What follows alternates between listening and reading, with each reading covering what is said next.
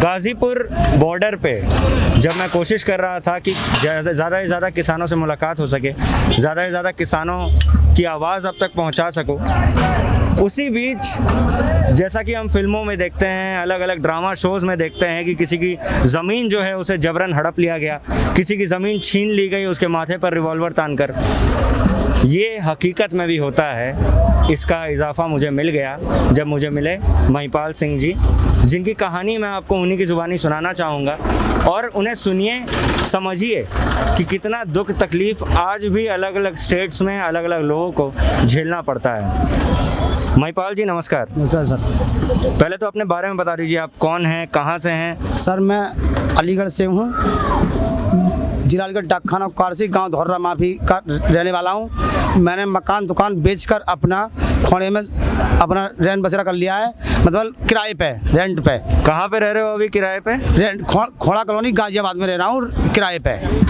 ऐसा क्यों हुआ, आपको किराए पे यहाँ पे क्यों रहना पड़ रहा है? ऐसा हुआ मेरे साथ कि मेरे माँ बाप ख़त्म हो गए थे सन 83 में।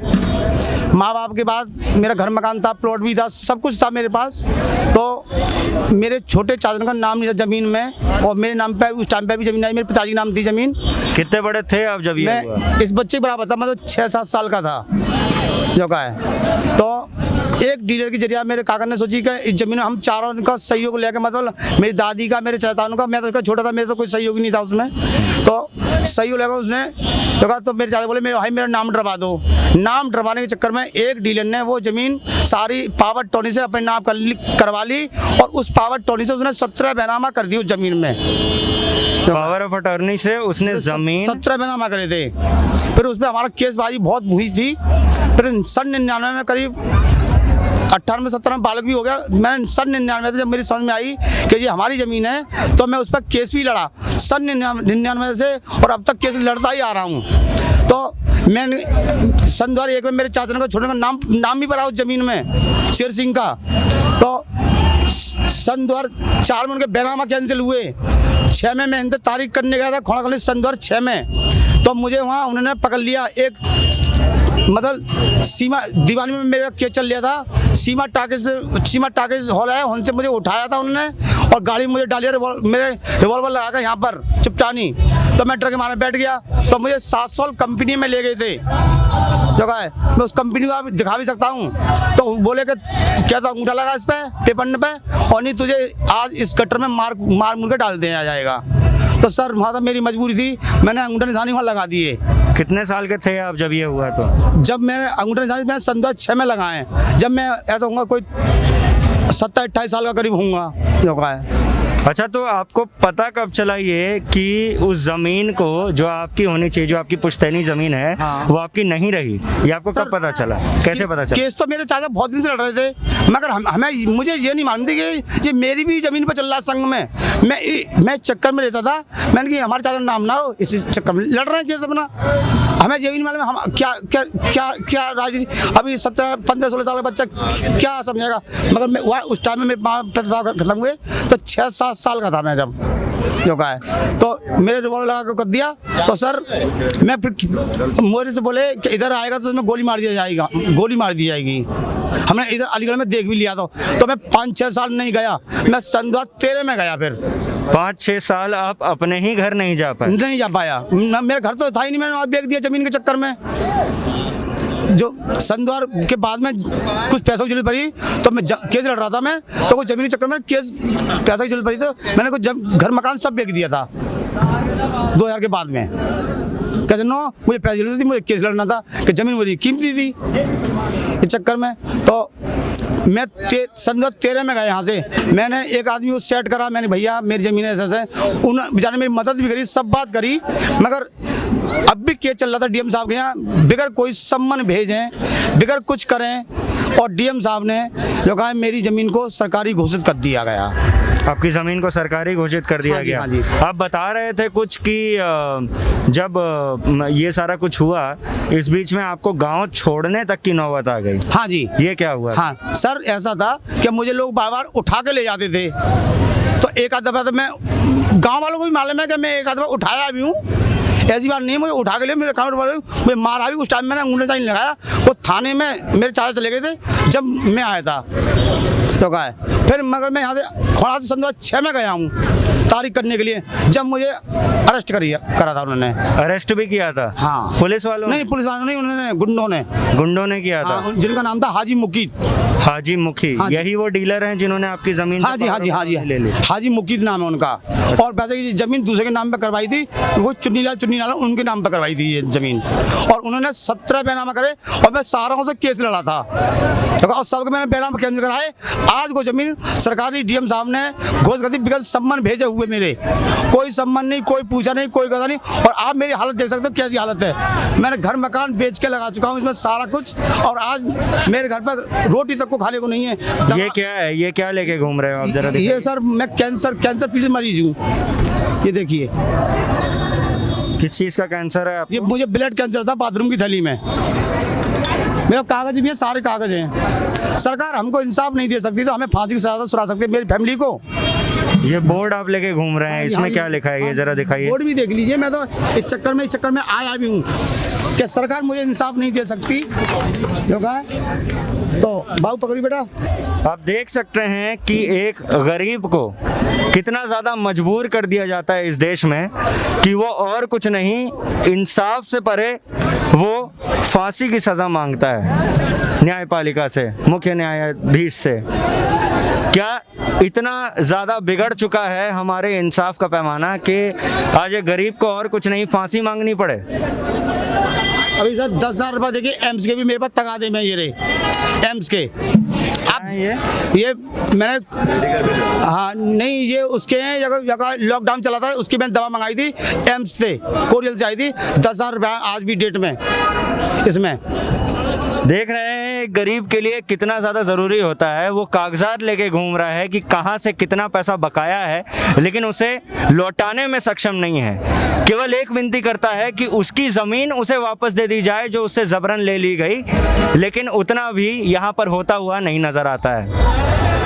बताइए कैसे बच्चों को पालूं, घर का खर्चा चलाऊं, कि बच्चों को पालूं का किराया दूं, कि दवाई का खर्चा चलाऊं। अभी बच्चे क्या करते हैं? बच्चे सब मेरे खिलौना बेचते हैं और गुड़िया बाल बेचते हैं। तो कहा ये छोटे बच्चे भी वही करते हैं? ये मेरे संग जाते हैं। जो कहा है सारे बच्चे हम पे गुजारा नहीं होगा। जो कहा है मेरे चारों बेटे इसी काम करते हैं। जो कहा है और साहब हमें गुजारा नहीं होगा। कैसे 35 रुपये कमरा किराया है, 4,000 रुपये महीने दवाई आती है, कोई सरकार से मदद नहीं, कोई कुछ नहीं। जो कहा है और खाने पीने का खर्चा चाहिए, फिर कहाँ से करेंगे? जमीन सरकार ने 24 बीघा सारी छीन ली। डीएम साहब ने सारी सरकारी घोषणा कर दी। एक गुंडे की उन्होंने कोठी बनवा दी रिश्वत लेके। 1500 का जगह है वो जिसमें गुंडे कोठी बन रही है, उसका नाम है लाडले।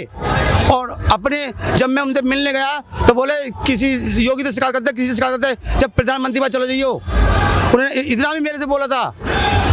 ये हैं उन लोगों के लफ्ज़ जिनकी डीएम साहब कोठी बनवाते हैं इनकी ज़मीन पर। उनके संज्ञान बनी हुई है। जो कहा है और मैंने आपको वीडियो भेजूंगा, जो अफसर लोग खड़े हैं वहाँ पे, अफसर भी खड़े हैं और कोठी भी को मैं बता रहा हूँ। जो बिल्डिंग बनी है करीब 1400-1500 का जगह होगी। जो कहा है और आप इस बार तहकीकात करवा सकते हैं, न्यायालय से करवाए, किसी तहसील करवाए, किसी करवाइए, जो कोठी उसमें नहीं होए और नहीं हुआ तो मेरी पूरी फैमिली को फांसी लगा दी जाए और उसकी बिल्डिंग तुड़वा दी जाए। एक बात बताइए, आप कह रहे थे आपके 4 बच्चे हैं। हाँ जी, तो यहाँ पर मुझे मैम दिख रही हैं, 2 बच्चे दिख रहे हैं, बाकी 2 बच्चे मेरे खिलौना बेचने गए हैं। अभी भी खिलौने बेचते हैं। अब भी पढ़ाई कितने वक्त से छूट गई है? पढ़ाई सर 4 साल हो गए बच्चों को, मेरी सबकी पढ़ाई छूटी हुई है इस वक्त। 4 साल से बच्चे स्कूल नहीं जा पाए हैं। मैम आप अपने बारे में ज़रा बताइए, आपका नाम क्या है और घर के हालात कैसे हैं फ़िलहाल? मेरा नाम गायत्री है। घर के हालात तो बहुत ही ज़्यादा ख़राब हैं कि रोटी ने के तैया बहुत लाले पड़ रहे हैं। रोटी ने के तैया पैसा कमावे के दवाई गोली की पैसा कमावे, किसी काई के लिए पैसा कमावे, केस के लिए पैसा लावे। अब कैसे कहते हैं घर मकान सब बेच दिया, रहने के लिए नहीं है, किराए पे रहती हूँ। और छोटे छोटे बच्चे हैं मेरे, बच्चे की पढ़ाई बेकार रह गई, घर में बैठे हैं, काम करते हैं, गुल्ला बेचता है, खिलौना बेचता है। जब घर खर्चा मुश्किल पर रहा है चलो, अब क्या करें, परेशानी इतनी है कि सरकार ने बहुत दुखी कर दी हम। हमारी ज़मीन से तमाम केस लड़ो, फिर भी सरकारी में कर दी। एक बात बताइए सर जी, जो जब आप गए होंगे वहाँ पर, डीएम साहब ने जब सरकारी ज़मीन घोषित की तो आपने मिलने की कोशिश तो की होगी, क्या हुआ आप जब मिलने 4-5 दफा गया हूँ, मुझे डीएम साहब से मेरी मुलाकात नहीं हो पाई। मैंने उनका ट्वीट भी देखा, मैंने अपने बेटे से ट्वीट भी करवाया था उनके लिए, उन्हें कोई जवाब नहीं दिया। फिर मैंने उनके एक दोस्त से अमर सिंह, मैंने उनको भी भेजा, कोई जवाब नहीं आया। और अग्रवाला सन 63 में उनकी ऑफिस है, जो जीनी हिंदुस्तान है, उनके पास भी गया, उनको अच्छी जानकारी है उन दोनों की, और कोई जवाब नहीं आया मेरे लिए वहाँ से भी, डीएम साहब के से तो कहा है। और नोएडा में कहीं रहते हैं वो, यहीं नोएडा में रहते हैं आप नोएडा में रहते हैं, पैसा रहते हैं, मगर रहते प्रतापगढ़ के को रहने वाले हैं। मैंने बहुत प्रयास करे मगर मेरी मुलाकात अभी तक नहीं हो पाई उनसे। डीएम साहब का नाम क्या है? चंद्रचूड़ सिंह जी। राजनाथ सिंह बाबू जी रिश्तेदार हैं। अब हमारी जमीन उन्होंने छीन ली, कोई बात नहीं, तो राजनाथ सिंह बाबू जी और मोदी साहब और सीएम साहब उनको अवार्ड दे, में हमको फांसी सुनवा में, सीधी सीधी बात बता रहे हैं हम तो एक बात बताइए, यहाँ पर अब आपकी सरकार से क्या अपील है? आप मुआवजा डिमांड करते हैं या आप चाहते हैं कि उस जमीन को वापस से आपके नाम कर दिया जाए ताकि आप खेती बाड़ी कर सकें? बिल्कुल। क्या है डिमांड आप? नहीं सर, क्या तो हमारी जमीन वापस दी जाए और क्या हमको फांसी दी जाए, बस सीधी सीधी हमारी तो वही डिमांड यही है। किसान आंदोलन हम पर कैसे लड़ा जाएगा? कैसे हमारे पास इतनी है ही नहीं पैसा जो हम किराया वाला खर्च कर ले में। हमारे खाल रिवीजन मैंने डाल दिया है, मगर मेरे चाचा ने, मगर मेरे पास इतना दम नहीं है जो मैं केस लड़ सकूं। कुल मिलाकर ये है। अब आप देख लीजिए सर क्या होना है इसमें, सरकार देख ले में, और हम तो सुप्रीम कोर्ट में जाएंगे, वहीं बैठेंगे, अपन वहीं फांसी की मांग करेंगे। आप सुप्रीम कोर्ट तक जाने को तैयार है, फांसी की मांग करें? बिल्कुल जी सर। कैसे अब हमारे बस की नहीं है, कैसे हम थक गए। मैं 20 साल से मुझे केस लड़ते हो गई, और एंड में आकर जमीन छीन ली डीएम साहब ने। डीएम साहब एक भी दफा मुझे सम्मान भेज देते, क्या मेरे परिवार को सम्मान भेज देते, क्या हमको बुलवा लेते तो हमें कुछ संतोष होता, मगर डीएम साहब ने ऐसा नहीं करा। मतलब हमारा गला घोटा डीएम साहब ने, हम गरीबों का, हम किसानों का गला घोटा है, और अपनी उन्होंने रिश्वत लेकर नहीं है, चाहे किसी तरीके से उन्होंने अपनी जेब भरी है। वो जो गुंडे हैं जिनके बारे में बता रहे थे आप, जिस डीलर के बारे में बता रहे थे, क्या यही वो डीलर है जिसने आपके माथे पे रिवॉल्वर भी ताना? नहीं, ये वो नहीं है, वो तो मर गया, हाजी मुकीद वो तो मर गया। जो डीलर है ये नया, इसका 255 नंबर है, और जो फ्लैट उसके बनने 255 में, और जो नई बिल्डिंग बनी है जो 14-15 गज में, वो डीएम साहब के माध्यम से बनी है आपके जमीन पे। जी। वो टंकी के पीछे हैं, जिसमें प्राइवेट बस अड्डा बनना है, और एक टंकी बनवा दी उनमें सरकारी, और जो टंकी के पीछे को जमीन है वो डीएम साहब ने किस तरीके से इस पर लेके जा कैसे भी वो उसको दे दी जितने भी युवा हैं, जितने भी देश के वासी हैं, वो आपकी इस आवाज़ को सुन रहे हैं, उनसे आप क्या अपील करना चाहिए? नहीं, सुनना चाहिए मेरी आवाज़ को। मैं अपने देश में सारी आवाज़ को पहुंचाना भी चाहता हूं कि हम गरीबों के संग ऐसा होता है, और गरीबों के संग इंसाफ नहीं जगह हमको मिलता नहीं है। कहते ना कि जब तक पैसा रहता है, जब तक भागता है, जब पैसा जब खत्म हो जाता है तो अपना दम तोड़ देता है वहाँ पे। कहते ना जब पैसा नहीं होगा किराए से जाएगा, काहे से केस लड़ेगा वो। किसान आंदोलन के बीच आने का मकसद क्या? मकसद यही है मेरा सर कि मैं भी एक किसान था, मेरे माँ बाप भी किसान थे, मेरे दादा भी किसान थे। मैंने 1.5 बीघा जमीन एक बेची थी कन्नवास बिलंदशहर जिले में, जमीन के चक्कर में घर मकान बेचा, प्लॉट बेचा अपना, इस जमीन के चक्कर में बेचा। मेरी खोपड़ी नहीं गुजारी सर जो मैं कुछ करता। अब मेरी मजबूरियां हैं कि मैं केस नहीं लड़ सकता, मेरे पास दाम नहीं है कि दवाई खरीद चलाऊं, या घर का किराया दूं, कि बच्चों को खरीद चलाऊं। मेरे बच्चे खिलौने बेचते हैं, मैं जा नहीं पाता हूं काम पे, तो अब मेरी मजबूरी है। बड़ा बेटा भी मेरा बीमार रहता है, वो बीमार है। हाँ, अभी मैंने उसका इलाज कराया है इससे MGO से, गाजियाबाद है MGO, उससे मैंने इलाज कराया अपने बेटे का, बड़े का। उसकी लॉकडाउन में तबीयत ज़्यादा खराब हो गई थी। तो आप देख सकते हैं कि एक बात जो है जिससे मैं इस स्टोरी को अंत भी करना चाहूँगा कि आज भी शुरू से यही रहा है, आज भी यही है, इस देश में सबसे ज़्यादा पिछड़ा जो है वही सबसे ज़्यादा पीड़ित भी है। और ये केवल फिल्मों की कहानी नहीं है, ये केवल यहाँ वहाँ की कहानी नहीं है, ये सच्ची घटना है, कुछ दिखा रहे हैं। डीएम साहब का वो भी है, जो टीएम साहब ने वो खारिज करा मेरी ज़मीन का, वो भी है मेरे पास। तो ऐसा नहीं है कि ये केवल हवा में बात कर रहे हैं या ये बातें केवल कहने के तक ही सीमित हैं। ये अपने साथ सारे सबूत लेकर घूम रहे हैं, इनके पास डीएम के ऑर्डर्स हैं, इनके पास अपने ज़मीन के कागज़ हैं, सारी चीज़ें इनके पास हैं, और इसके बावजूद इन्हें इंसाफ मिलने में दिक्कत हो रही है। आज से नहीं, 1-2 साल से नहीं, पिछले 20 सालों डीएम से। साहब का ऑर्डर है कैंसिल का। कैमरे में दिखाइए, ये देखिए सर, ये डीएम साहब का ऑर्डर है।